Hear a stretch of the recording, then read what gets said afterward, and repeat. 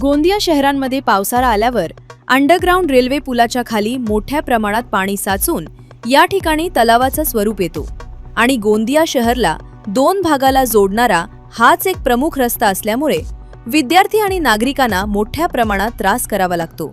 आणि या विषयाला घेऊन शिवसेना उद्धव बाळासाहेब ठाकरे गटांनी आंदोलन करण्याचे ठरवलं होतं आणि याचे धास्ती घेत प्रशासनाने पावसाळ्याच्या पूर्वीच याचं पूर्ण विल्हेवाट लावून पाणी साचणार नाही याची खबरदारी घेण्यात येईल असे आश्वासन दिलं आणि त्यामुळेच शिवसेना उद्धव बाळासाहेब ठाकरे गटांनी आंदोलन तात्पुरता मागे घेतलं।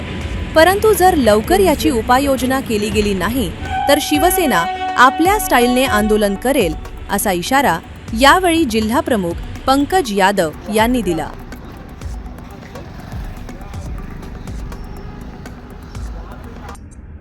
मी गोंदिया शहरमध्ये नगरसेवकचा माझा 5वा टर्म आहे। माझे वडील माझी आई बी नगरसेवक होती, पण ज्या क्षेत्राचा अंडरग्राउंड आहे त्या क्षेत्राचा मी राहणारा माणूस आहे। पण त्याच्या अगोदर मी गोंदिया जिल्हा आणि महाराष्ट्र देशाचा नागरिक आहोत। आम्ही नगर परिषद गोंदियाला दरवेळी पावसाच्या पहिले आणि पावसाच्या नंतर बी आम्ही लोकांना नगर परिषद असो, रेल्वे विभाग असो, जनप्रतिनिधी कोणत्याही पक्षाचे असो त्याला सांगतो की नगर परिषदच्या माध्यमाने गोंदिया शहराला जोडणारा एक मार्ग आहे ते अंडरग्राउंड मार्ग आहे। आणि पावसाच्या वेळी जे सरकारी तलाव आहे, रेल्वे तलाव, त्या जलकुंभी ह्या भागाला, ज्या जुन्या भागाला जो निघत होता पाणी, जलकुंभी निघत होती, त्याच्या पाईप पहा तुम्ही कुठं आहे। हा इतका खाली पाईप आहे आणि जे आता नवीन पाईप लागलेले आहे ते वरती आहे। ते अंडरग्राउंडचं जे पाणी आहे तर इथून जायच्या तिथून जाते।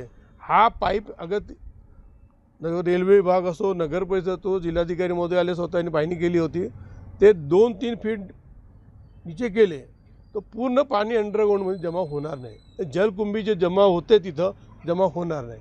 पण रेल्वे विभाग आणि नगर परिषद त्यांचे अधिकारी आणि जनप्रतिनिधी हा अंडरग्राउंडला जोडणारा जे मार्ग आहे ते जे पाऊस आला तर पाऊस आल्याच्या नंतर ते 2-2, 3-3 दिवस ते अंडरग्राउंड रोड बंद होऊन जाते।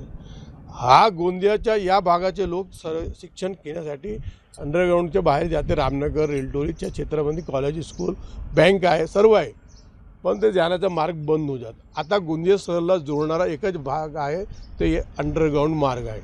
ते अंडरग्राउंड मार्ग तिथे भरपूर घटना घडलेली आहे, ते लोक पडलेले आहेत, ते लोकांच्या गाडी नाळ्यामध्ये फसून जाते। त्यासाठी हा अंडरग्राउंडचा जे प्रॉब्लेम आहे पाणी रोखण्याचा, ते काढण्याचा एकच मार्ग आहे, ते आहे अंडरग्राउंडचा जुना पूल।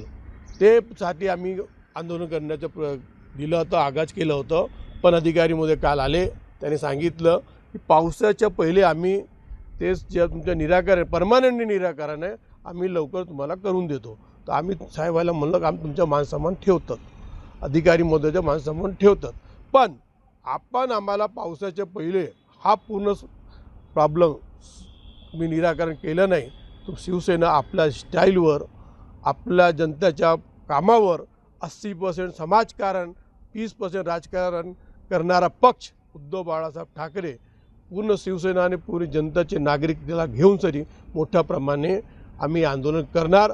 आता तुमच्या आश्वासनाप्रमाणे आम्ही आपला जे आजचा आंदोलन होता त्याच्या आम्ही परत घेतले आहे। पण हा जे जुना जाणारा मार्गबंदी पूर्ण अतिक्रमण आहे, त्याला पाहून घ्या। जलकुंभी पूर्ण अंडरग्राउंडमध्ये थांबतात, तर पाणी तिथं रुकून जातं।